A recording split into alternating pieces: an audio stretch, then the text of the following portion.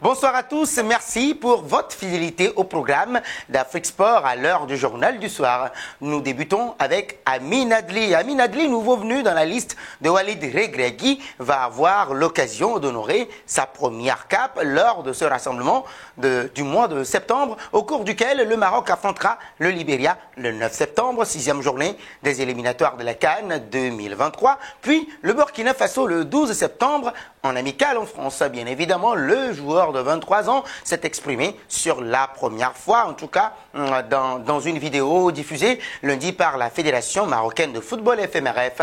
Je suis très content, très honoré, très fier. C'est une fierté pour moi de jouer pour le Montakhab, l'équipe nationale. J'espère honorer ce maillot du mieux que je peux et faire de belles choses, Inch'Allah, a d'abord confié l'ancien bleuier Amin Adli, justement comme ses nouveaux coéquipiers de la sélection ont évidemment un objectif commun en tête. La CAN, la prochaine édition de la Coupe d'Afrique des Nations, justement, arrive à grands pas puisqu'elle débutera dès le mois de janvier en Côte d'Ivoire. L'objectif sera clairement d'aller au bout, ce qui n'est plus arrivé depuis 1976 et les supporters marocains, après avoir vibré comme jamais lors de la dernière Coupe du Monde avec le Maroc, vous le savez, demi-finaliste de cette Coupe du Monde Qatar 2022, n'en entendent certainement pas moins. Pensez-vous que le Maroc va remporter la prochaine Coupe d'Afrique des Nations? Donnez vos avis en commentaire. Passons après ça à Aliou Cissé. Vendredi dernier, Aliou Cissé a annoncé la liste des 25 lions de la Teranga qui accueilleront l'Algérie à Diamniadio, le stade Abdoulaye Wade, pour un match amical de prestige le 12 courant. L'occasion pour le sélectionneur du Sénégal de réagir au début de saison plutôt poussif d'Iliman Ndiaye en titillant son club au passage. 3 Sénégalais, Iliman Ndiaye, Ismaïla Sarr et Pape Gueye à Marseille, justement, même si Marseille n'est pas mon équipe préférée avec beaucoup de sourires.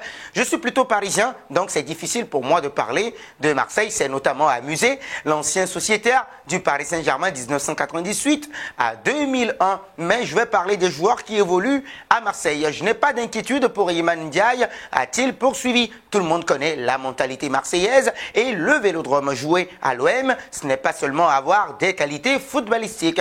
C'est au-delà de ce critère, mais que ce soit Iliman, Ismaïla Sarr ou Pape Gueye, qui est suspendu justement et qui, je l'espère, retrouvera sa place à Marseille et en sélection pour évoluer à Marseille, ça se joue dans l'état d'esprit.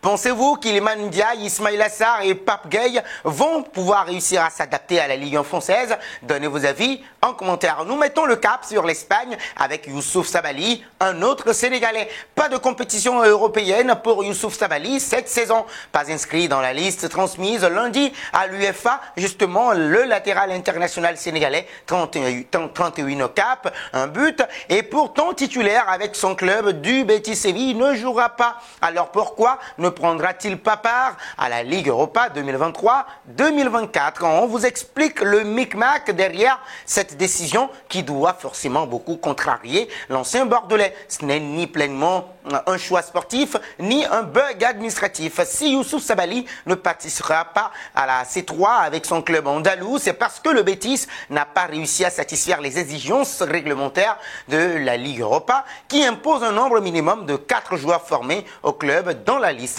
Cette situation a contraint l'entraîneur Manuel Pellegrini à devoir composer avec un groupe réduit de 22 joueurs et donc à faire des choix assez forts. Le technicien a ainsi sacrifié l'ailier Juan Cruz ainsi que Sabaly en raison de la présence dans l'effectif d'Hector Bellerin et du polyvalent Héctor Ruibal. Comprenez-vous le choix de Manuel Pellegrini de se passer des services de Youssouf Sabaly? Vos réactions seront très attendues en commentaire. Partons en Italie avec Paul Pogba. Selon la presse italienne, la Juventus Turin veut revoir le contrat de Paul Pogba à la baisse, ce qui est tout à fait normal pour certains observateurs du football européen. 6 petits matchs pour son retour à Turin. La saison dernière, Paul Pogba a encore été handicapé par les pépins physiques pendant la quasi-intégralité de cet exercice 2022-2023 et il a donc eu un rôle anecdotique au sein de l'écurie entraînée par Massimiliano Allegri. Comme l'explique Tuttosport ce matin, cette situation est logiquement compliquée à gérer justement pour la Juventus, surtout parce que l'ancien Red Devil parole touche des émoluments considérables. Il touche ainsi un peu plus de 8 millions d'euros nets auxquels il faut ajouter bien évidemment diverses primes et c'est donc un joli pactole que doit lui verser la direction turinoise. Cette dernière veut ainsi baisser son salaire qui n'est à ses yeux en tout cas pas en adéquation avec ce qu'il rapporte en retour.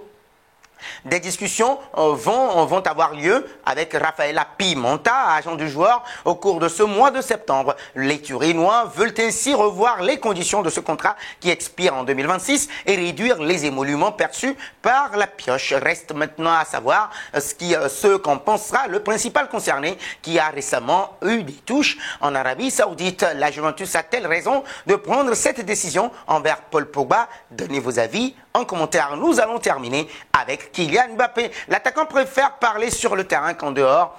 Justement, lui qui garde le silence depuis sa dernière conférence de presse avec les Bleus le 15 juin dernier. Toutefois, il pourrait parler cette semaine. En effet, RMC Sport explique qu'il y a des chances que KM7, Kylian Mbappé avec son numéro 7, prenne la parole mercredi lors de la conférence de presse avant le match face à l'Irlande jeudi au Parc des Princes.